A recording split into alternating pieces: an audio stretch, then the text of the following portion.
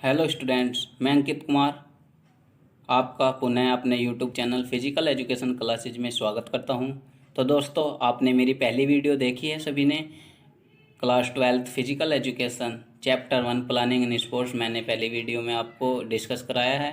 तो दोस्तों, इसी के साथ मैं अपनी सेकेंड वीडियो लेकर के आया हूँ, जिसमें हम स्टडी करेंगे क्लास 12 का फिजिकल एजुकेशन का second chapter sports and nutrition. तो दोस्तों, आशा करता हूं कि आप वीडियो के लास्ट तक बने रहेंगे और आज हम डिस्कस करेंगे स्पोर्ट्स एंड न्यूट्रिशन। दोस्तों, मैं आप सभी से रिक्वेस्ट करता हूं कि प्लीज़ मेरे चैनल को सब्सक्राइब कीजिए, लाइक कीजिए और शेयर कीजिए। Nutrition, macro and micro nutrients, यानी कि हम पहले टॉपिक को डिस्कस करेंगे। तो दोस्तों, आइए हम स्टार्ट करते हैं। Meaning of a balanced diet, यानी कि बैलेंस्ड डाइट का अर्थ क्या है। A balanced diet refers to the intake of edibles which can provide all the essential food constituents necessary for growth and maintenance of the body। यानी कि एक balance diet में जो इसेंशियल फूड होते हैं उनकी जो आवश्यकता होती है वह क्या क्या होती है कि वो है हमारी बॉडी के मेंटेनेंस में और ग्रोथ में आवश्यक होते हैं। It definite amount in which they are required by the body। A balanced diet means eating the right amount of from all food। यानी कि ये कह रहा है कि जो बैलेंस डाइट होती है वह क्या होता है, उसमें हमारे सभी न्यूट्रिएंट्स जो है एक पर्टिकुलर अमाउंट में उपस्थित होते हैं और एक राइट अमाउंट में हमारी बॉडी को दिए जाते हैं। कहने का तात्पर्य है कि संतुलित आहार या भोजन का संबंध उन खाद्य पदार्थों के ग्रहण करने से है जो शरीर की वृद्धि रखरखाव के लिए निश्चित मात्रा में सभी आवश्यक तत्वों को शरीर की आवश्यकता के अनुसार पूर्ति कर सके। यानी कि जो शरीर की आवश्यकता है उसके अनुसार उसकी पूर्ति कर सके, तो वही क्या कहलाता है, एक बैलेंस्ड डाइट कहलाता है। संतुलित आहार का अर्थ हम ऐसे भी कह सकते हैं कि भोजन के सभी समूहों में भोजन की उचित मात्रा लेना संतुलित आहार कहलाता है। तो ये था दोस्तों इसका meaning of a balanced diet. Next heading है हमारी डेफिनेशन ऑफ बैलेंस्ड डाइट, यानी कि संतुलित आहार की परिभाषा। तो दोस्तों, हम इसकी परिभाषा देखते हैं। A diet which consist of all the essential food constituents wise protein, carbohydrate, fat, vitamin, minerals and water in correct proportion is called balanced diet। यानी कि यह कह रहा है कि एक डाइट जो क्या है जिसमें सभी इसेंशियल फूड जैसे कि protein, carbohydrate, fat, vitamin, minerals and water एक करेक्ट प्रोपोर्शन में यानी एक निश्चित अनुपात में है, उसे क्या कहते हैं, बैलेंस्ड डाइट कहते हैं। तो दोस्तों, यह डेफिनेशन हो गई है हमारी बैलेंस डाइट की। इसमें जो करेक्ट वर्ड है, करेक्ट प्रोपोर्शन, ये बहुत ही इंपॉर्टेंट है दोस्तों, क्योंकि अगर जो हमारे कंपोनेंट्स है वे एक करेक्ट प्रोपोर्शन में होंगे, एक निश्चित अनुपात में होंगे, तभी हम जो है एक बैलेंस डाइट ले सकते हैं दोस्तों। नहीं तो जैसे कि आपने देखा होगा, जैसे अगर हम डाइट में प्रोटीन ज़्यादा ले लें और मिनरल्स कम ले लें तो वह हमारी एक बैलेंस डाइट हो जाएगी दोस्तों। तो हमें बैलेंस करने के लिए क्या होगा, एक निश्चित अनुपात में सभी आवश्यक तत्व जैसे कि protein, carbohydrate, fat, vitamin, minerals, ये सभी कैसे लेने होंगे, एक निश्चित प्रोपोर्शन में लेने होंगे। तो दोस्तों, ये थी हमारी डेफिनेशन ऑफ बैलेंस डाइट। तो दोस्तों, हम आगे बढ़ते हैं इसमें मीनिंग ऑफ न्यूट्रिशन, यानी हम न्यूट्रिशन के बारे में पढ़ते हैं। ओके स्टूडेंट्स, न्यूट्रिशन का अर्थ होता है पोषण, यानी कि मीनिंग ऑफ न्यूट्रिशन, यानी कि हम न्यूट्रिशन यानी पोषण का अर्थ पढ़ेंगे। तो दोस्तों, every individual in this world want to lead a healthy life, यानी कि संसार में प्रत्येक व्यक्ति स्वस्थ जीवन जीना चाहता है। ठीक है। Food is the main basis for maintenance health, और जो भोजन है वो उसका मुख्य आधार है हमारी हेल्थ को मेंटेन करने का। So the knowledge of food and nutrition is essential for every individual. तो दोस्तों, जो हमारे भोजन की और पोषण की आवश्यक नॉलेज है वो होना सभी के लिए क्या है, एक आवश्यक है, इम्पोर्टेंट है। ओके दोस्तों, तो हम बात करते हैं मीनिंग ऑफ न्यूट्रिशन की। तो दोस्तों, जो पोषण का अर्थ है वो है हमारा क्या, कि in fact nutrition is essential the process of nourishing और being or nourished, the process by which a living organism assimilates food and use it for growth and replacement of tissue is called nutrition। यानी कि पोषण उस प्रक्रिया को कहा जाता है जिसके द्वारा एक जीवित प्राणी भोजन को पचा लेता है तथा उसका प्रयोग टिश्यू की वृद्धि या ऊतकों की वृद्धि या रिप्लेसमेंट या प्रतिस्थापन के लिए करता है, उसे हम पोषण कहते हैं। ओके स्टूडेंट्स, तो ये था हमारा मीनिंग ऑफ न्यूट्रिशन। नेक्स्ट हम देखते हैं दोस्तों न्यूट्रिशन यानी इसकी डेफिनेशन न्यूट्रिशन की। Nutrition is defined as the science of food and its relationship with health. In other words, it can be said that nutrition is the science of food which comprise the dynamic process in which the consumed food is digested, nutrients and absorbed and distributed to the tissue for और utilisation and waste are deposit of the body. यानी कि इसका अर्थ है कि पोषण क्या है, भोजन का विज्ञान है जो उस प्रक्रिया से संबंधित है जो हमें बताती है कि भोजन कैसे पचता है, पोषक तत्व कैसे अवशोषित होते हैं, वे ऊतकों द्वारा प्रयोग किए जाने के लिए कैसे वितरित होते हैं और तथा अपशिष्ट पदार्थ शरीर से बाहर कैसे जाते हैं। इस पूरी प्रोसेस को, इस पूरी प्रक्रिया को हम क्या कहते हैं, पोषण कहते हैं। ओके स्टूडेंट्स, तो दोस्तों न्यूट्रिशन हमने पढ़ा है। अब हम न्यूट्रिशन को दो भागों में बांटते हैं, नंबर 1 मैक्रो न्यूट्रिएंट्स और नंबर 2 माइक्रो न्यूट्रिएंट्स। तो दोस्तों सबसे पहले हम मैक्रो न्यूट्रिएंट्स के बारे में पढ़ेंगे। Macro nutrients constitutes the majority of individual diet, hence it can be said that they are taken in large amounts. They supply energy and are needed for growth and maintenance of the body to perform activity. They include carbohydrates, protein, fats and water। तो दोस्तों इसका मतलब है कि जो हमारे macro nutrients हैं यानी वृहत पोषक तत्व किसी व्यक्ति के आधार का मुख्य भाग होते हैं, अतः यह कहा जा सकता है कि ये अधिक मात्रा में लिए जाते हैं, ये ऊर्जा प्रदान करते हैं तथा वृद्धि तथा हमारी बॉडी की मेंटेनेंस यानी मरम्मत कार्य हेतु तो आवश्यक होते हैं। तो इनमें जैसे कार्बोहाइड्रेट, प्रोटीन, वसा, पानी शामिल है। तो ये हमारे क्या है, मैक्रो न्यूट्रिएंट्स है। तो दोस्तों हम 1 बाय 1 एक एक को एक्सप्लेन करते हैं, डिस्कस करते हैं। तो नंबर 1 है दोस्तों हमारा कार्बोहाइड्रेट्स, यानी कार्बोहाइड्रेट्स के बारे में हम स्टडी करेंगे। Carbohydrates are the most important source of energy, यानी कार्बोहाइड्रेट क्या है, एक बहुत ही मुख्य स्रोत है एनर्जी का यानी ऊर्जा का। They contain the elements of carbon, hydrogen and oxygen, यानी उनमें कार्बन, हाइड्रोजन व ऑक्सीजन के तत्व होते हैं। The very first part of name कार्बो means that they contain carbon, यानी कि जो इसमें कार्बोहाइड्रेट्स को 3 वर्डों में डिवाइड किया गया है, यानी कार्बो और हाइड्रा और एड्स, यानी कि कार्बो का मतलब है carbon.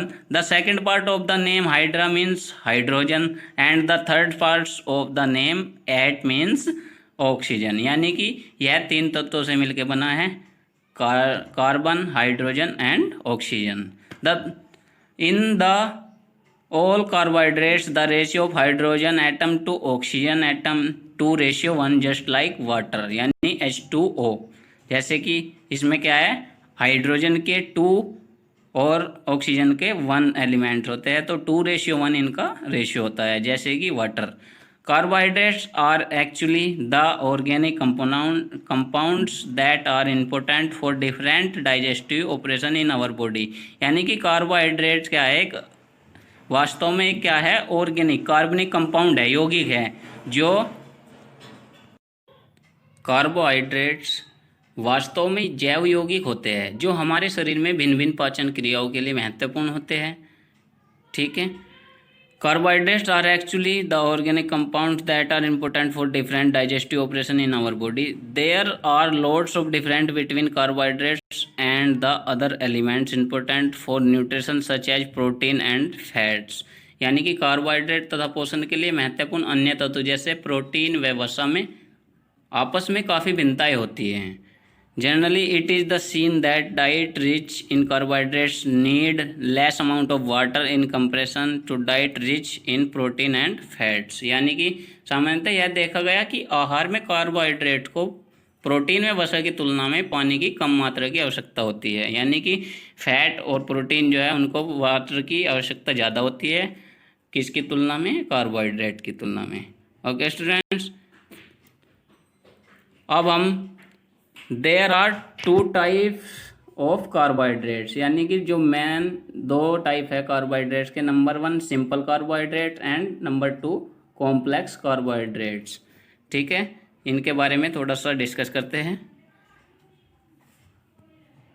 Glucose, fructose, galactose, sucrose, maltose and lactose are called simple carbohydrates. यानी कि ये सिंपल कार्बोहाइड्रेट्स के एग्जाम्पल है glucose, fructose, galactose, sucrose, maltose and lactose. These carbohydrates are soluble in water, यानी कि यह क्या है? पानी में घुलनशील कार्बोहाइड्रेट्स के स्रोत है। दीज आर क्राइस्टेलिन, और इनको हम क्या क्राइस्टेलिन भी कह सकते हैं। यानी कि ये क्या होते हैं? रवेदार होते हैं और स्वाद में मीठे होते हैं। These are sweets in taste and called sugar, यानी कि स्वाद में कैसे होते हैं? शुगर, यानी मीठे होते हैं। Starch, strain, glycogen and cellulose are called complex carbohydrates और पॉलीसैकेराइड्स। यानी कि जो स्टार्च है, ग्लाइकोजन है, सेलुलोज है, ये क्या है? कॉम्प्लेक्स कार्बोहाइड्रेट्स कहलाते हैं। There are not sweet in taste, और ये टेस्ट में मीठे नहीं होते। They are soluble in water, और ये पानी में घुलनशील होते हैं। ओके स्टूडेंट्स, तो ये था हमारा कार्बोहाइड्रेट्स। नेक्स्ट हम पढ़ेंगे प्रोटीन के बारे में। Protein, okay students, protein contain carbon, hydrogen, oxygen, nitrogen and sometimes sulphur. यानी कि प्रोटीन किन किन तत्वों से मिलकर बना है? कार्बन, हाइड्रोजन, ऑक्सीजन, नाइट्रोजन और सल्फर भी होता है इसमें कुछ टाइम के लिए।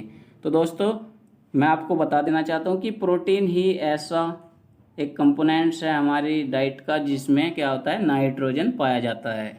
ओके स्टूडेंट्स, ये आपका मल्टीपल चॉइस क्वेश्चन में भी क्वेश्चन आ सकता है कि ऐसा कौन सा एलिमेंट्स है हमारे डाइट का या फूड का जिसमें प्रोटीन में, मतलब जिसमें कि कार्बन, ऑक्सीजन, नाइट्रोजन और सल्फर और हाइड्रोजन पाया जाता है। यानी कि इसमें मेन है नाइट्रोजन। नाइट्रोजन ओनली प्रोटीन में ही पाया जाता है। Okay student, protein are very large molecules so that can not be directly observe into our blood.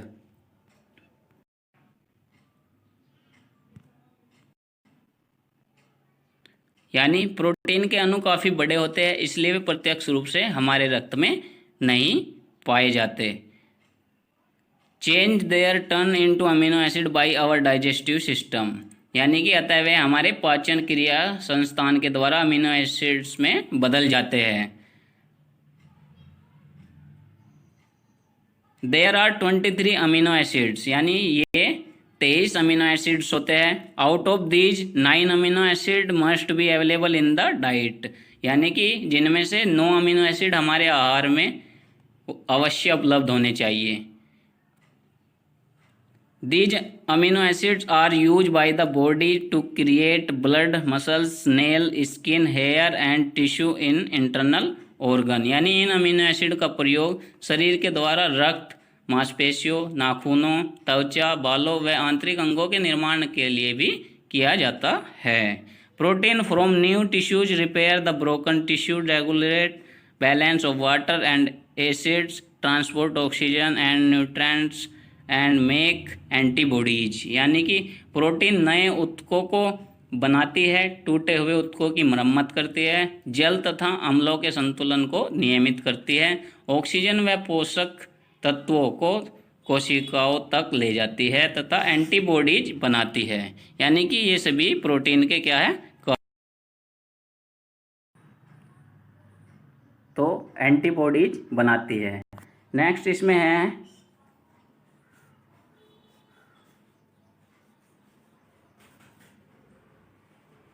Excessive use of protein in diet, especially animal protein, can result in heart disease, osteoporosis, stroke, kidney. तो दोस्तों आहार में protein के अत्यधिक प्रयोग से, विशेष रूप से पशु प्रोटीन के प्रयोग के परिणाम स्वरूप हृदय रोग यानी हार्ट डिजीज जैसे ओस्टियोपोरोसिस, स्ट्रोक व गुर्दों में पथरियां हो सकती है। ओके स्टूडेंट, नेक्स्ट है इसमें for many body function fat keep us warm and protect our organ. Fat also help in the production of hormones. Fat can be classified according to their structure. यानी कि वसा हमें गर्म रखती है, कोमल अंगों की सुरक्षा करती है और वसा हार्मोन्स के उत्पादन में भी सहायता करती है। वसों को उसकी संरचनाओं के अनुसार वर्गीकृत किया जा सकता है। यानी कि different type of fats have different characteristics and they react in different way inside the body. यानी अलग अलग प्रकार की वसा की भिन्न भिन्न विशेषताएं होती है जो हमारे शरीर के अंदर भिन्न भिन्न तरीकों से प्रतिक्रिया करती है। There are 3 different group of fat in diet. That's saturated fat, polyunsaturated fat and monounsaturated fat। यानी कि 3 तरह के फैट पाए जाते हैं हमारे कंपोनेंट्स में, इसमें फैट्स में। The intake of saturated fat increasing the chance of heart disease due to the increasing of the cholesterol in the blood। यानी कि ये कह रहा है कि सैचुरेटेड वसा को अधिक मात्रा में लेने से हृदय रोगों के होने की संभावनाएं अधिक हो जाती है, क्योंकि इससे रक्त के कोलेस्ट्रॉल का स्तर क्या हो जाता है, बढ़ जाता है। Such fats are found in fast food, pastries and biscuits. यानी कि इस प्रकार के फैट्स किस में पाए जाते हैं, फास्ट फूड में, पेस्ट्रीज में एंड बिस्किट्स में। नेक्स्ट है हमारा poly unsaturated fat and mono unsaturated fat help in lowering the blood cholesterol. The polyunsaturated fats are slightly better than monounsaturated fats। यानी कि ये कह रहा है इस प्रकार की वसा जो है पॉलीअनसैचुरेटेड वसा व मोनोअनसैचुरेटेड वसा रक्त में कोलेस्ट्रॉल के स्तर को कम करने में सहायता करती है। पॉलीअनसैचुरेटेड वसा मोनोअनसैचुरेटेड वसा की तुलना में कुछ स्तर तक अच्छी होती है। The polyunsaturated fats are slightly better than monounsaturated fats. Fats are essential in diet, but the quantity of intake should be limited। यानी कि आहार में वसा का होना जरूरी है, लेकिन इसकी मात्रा सीमित होनी चाहिए। तो ये था हमारा फैट्स। दोस्तों हमने कार्बोहाइड्रेट्स पढ़ लिया, प्रोटीन पढ़ लिया, फैट्स पढ़ लिया। अब हम नेक्स्ट पढ़ेंगे वाटर, यानी कि जो मैक्रोन्यूट्रिएंट्स का 4th कंपोनेंट्स है water. Water is compound A which is made up of hydrogen and oxygen element in the ratio of 2:1। यानी कि जो हाइड्रोजन और ऑक्सीजन के तत्व से मिलकर बना है, जिसका रेशियो है 2:1, यानी H2O। Our blood also contain 90% water. Water help in the transmission of nutrients to the cell of the body.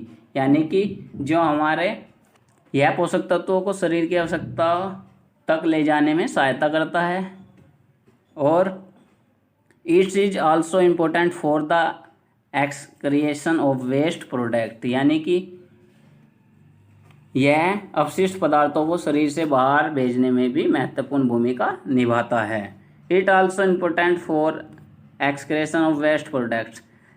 It also regulates the body temperature. It is vital for various chemical reactions taking place in our body. It is essential for the body metabolism। यानी कि यह कह रहा है कि यह शरीर के तापमान को भी नियंत्रित करता है। यह विभिन्न रासायनिक प्रतिक्रियाओं हेतु भी आवश्यक है। यह शरीर के उपापचय हेतु अत्यधिक आवश्यक है। नेक्स्ट है इसमें UNICEF says that water is not included in the macronutrients but USDA that is United State directory association include it as a part of macronutrients, यानी कि यूनिसेफ का कहना है कि पानी जो है मैक्रोन्यूट्रिएंट्स में सम्मिलित नहीं है, जबकि संयुक्त राज्य आहार यानी यूएसडीए का कहना है कि यह मैक्रोन्यूट्रिएंट्स में सम्मिलित है। तो दोस्तों ये था हमारा वाटर। तो हमारा मैक्रोन्यूट्रिएंट्स कंप्लीट होता है। नेक्स्ट हमारा जो है वो है माइक्रोन्यूट्रिएंट्स। तो दोस्तों हम माइक्रोन्यूट्रिएंट्स के बारे में डिस्कस करेंगे। Micronutrients, minerals and vitamins are included in the micronutrients, यानी कि माइक्रोन्यूट्रिएंट्स में मिनरल्स और विटामिन्स पाए जाते हैं। Micronutrients are required in very small amount, यानी कि माइक्रोन्यूट्रिएंट्स की आवश्यकता बहुत कम मात्रा में होती है। These nutrients are extremely significant for normal function of the body, यानी कि जो माइक्रोन्यूट्रिएंट्स होते हैं इन पोषक तत्वों की आवश्यकता बहुत कम मात्रा में पड़ती है। ये पोषक तत्व शरीर के सामान्य रूप में कामकाज करने हेतु अत्यधिक आवश्यक होते हैं। तो दोस्तों the main function of these nutrients is to enable various good chemical reactions to occur in the body. Minerals are further divided into two categories, namely macrochemicals और microchemicals, और इनको हम trace minerals भी कहते हैं। The explain of micronutrients as given below, यानी कि जो माइक्रोन्यूट्रिएंट्स है उसको भी दो भागों में डिवाइड किया गया है, मैक्रो और माइक्रो में। तो दोस्तों सबसे पहले हम डिस्कस करते हैं मिनरल्स के बारे में। Okay students, minerals are essential in our diet. About 4% of our body weight is made up of minerals, यानी कि मिनरल्स जो है वो हमारी डाइट में बहुत ही आवश्यक है। 4% मिनरल्स हमारी बॉडी वेट के अनुसार हमारी बॉडी में पाया जाता है। Minerals are required for healthy teeth, bones and muscles, यानी कि मिनरल्स की आवश्यकता है हमारी बॉडी की हड्डियों और दांतों को मजबूत करने में या स्वास्थ्य बनाने में सहायक होता है, यानी आवश्यकता पड़ती है। Minerals are also used by body for various activities such as transmission of nerve impulses, formation of hormones, maintenance of heart beat etcetera, यानी कि मिनरल्स का यूज हमारी बॉडी में बहुत सी एक्टिविटियों में किया जाता है, जैसे ट्रांसमिशन ऑफ नर्व इम्पल्सिस, यानी कि जो हमारी नर्व संवेग होती है उनका ट्रांसमिशन, यानी कि उनके संदेश माइंड तक पहुंचाने का कार्य मिनरल्स का होता है।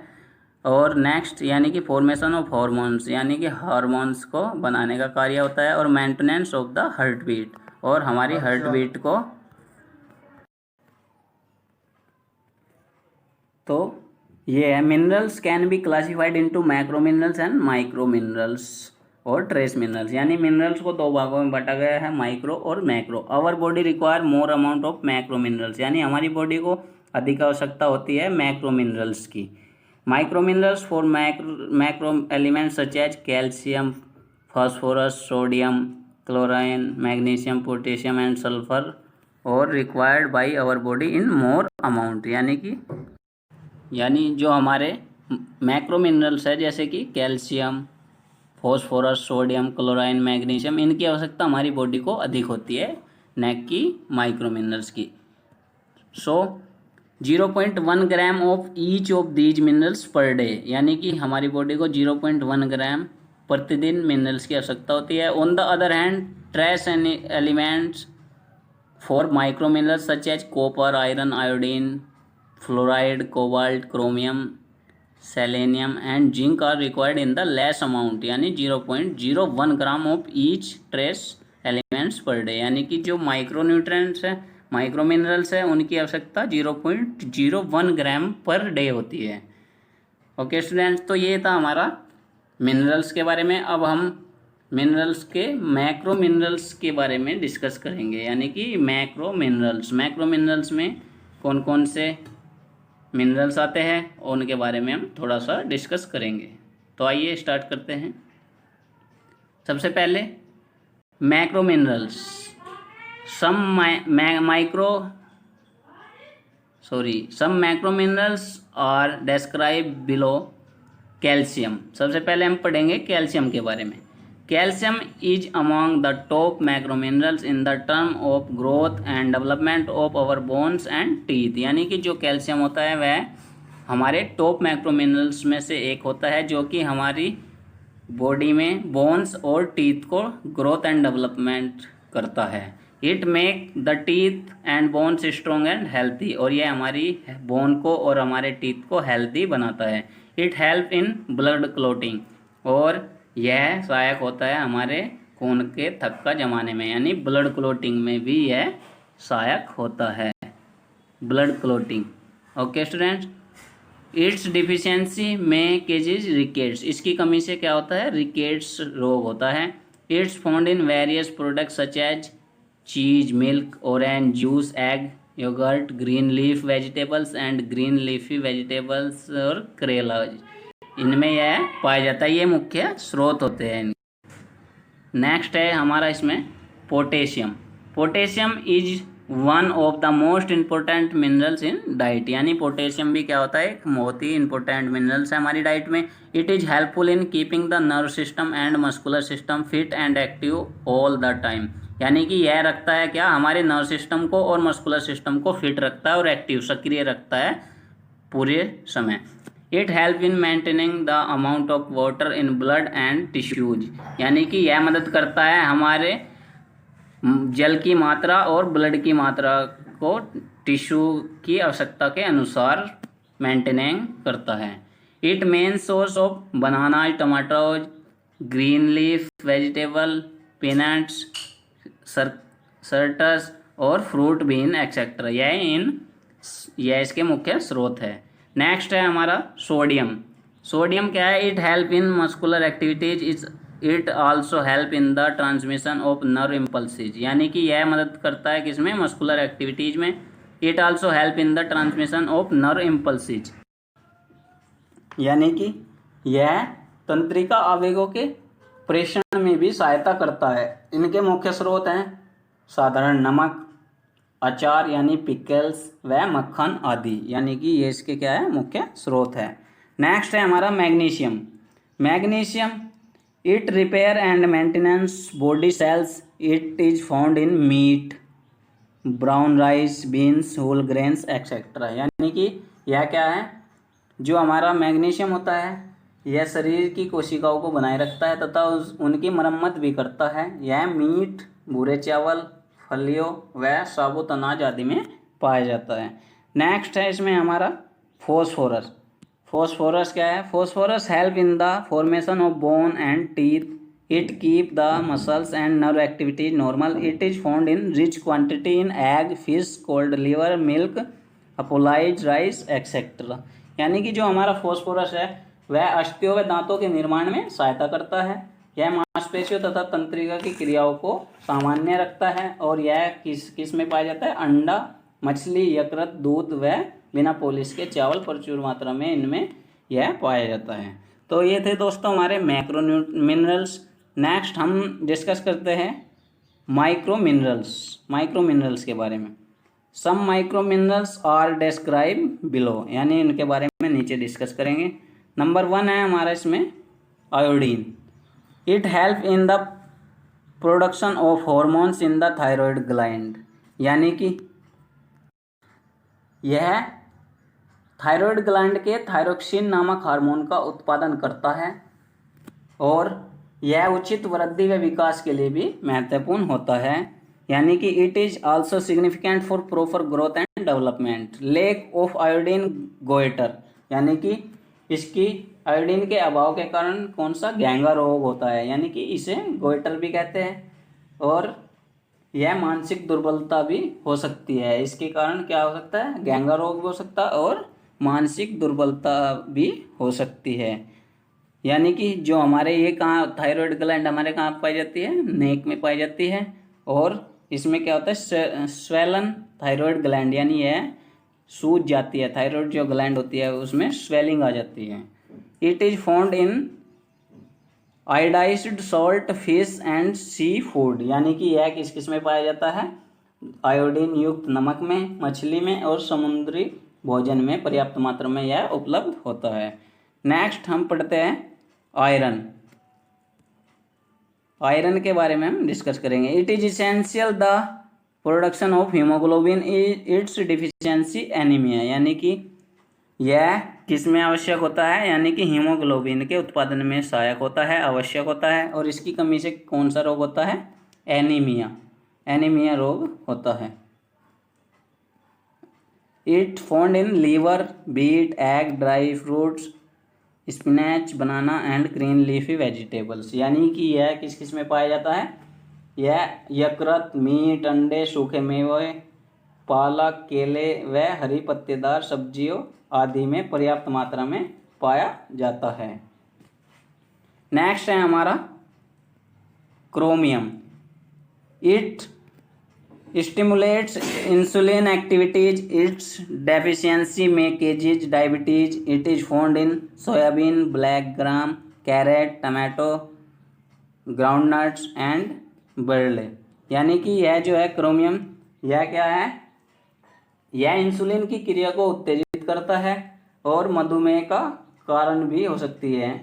यह सोयाबीन, काले चने, गाजर, टमाटर, मूंगफली, बाजरा, ज्वार आदि में पाया जाता है। नेक्स्ट है हमारा copper. Copper, it helps iron in the formation of haemoglobin. It is found in egg, pulses and green leaf vegetables, यानी कि जो कॉपर होता है यह हीमोग्लोबिन के निर्माण में लोहे की मदद करता है और यह अंडे, दाल, हरी सब्जी में पाया जाता है। नेक्स्ट और लास्ट है हमारा cobalt.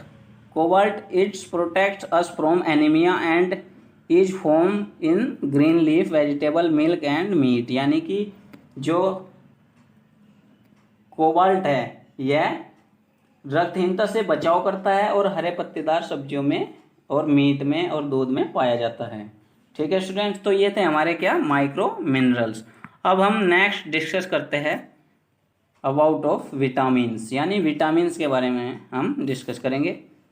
Vitamins are chemicals which are required in the very small amount to keep our body healthy, यानी कि विटामिन रसायन होते हैं, इनकी शरीर को स्वस्थ रखने में बहुत कम मात्रा में आवश्यकता पड़ती है। यदि आहार में कोई विशेष विटामिन न लिया जाए तो उसकी कमी से अनेक रोग हो जाते हैं, यानी कि विटामिन्स जो मेन हैं वो क्या है, हमारी रोगों से बचाव करने में सहायता करता है, यानी कि विटामिन्स की कमी से क्या होते हैं, रोग होते हैं। दोस्तों नेक्स्ट है हमारा विटामिन्स, हमारे दो तरह के होते हैं, नंबर 1 फैट सोलुबल विटामिन और number 2 water soluble vitamin.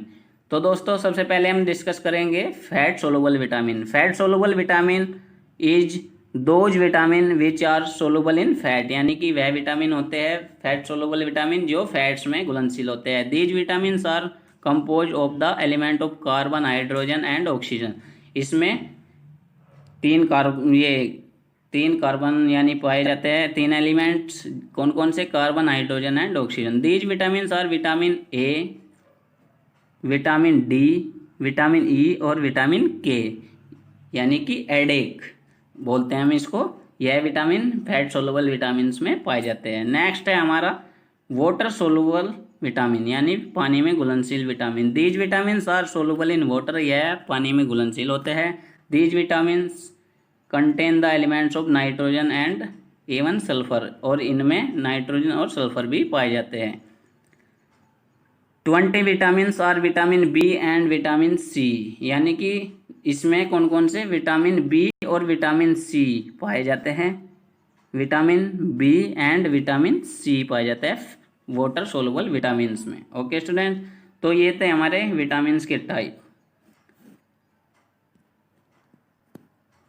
Okay students, तो हमारे जो है ये टॉपिक क्लियर होता है, यानी कि बैलेंस डाइट एंड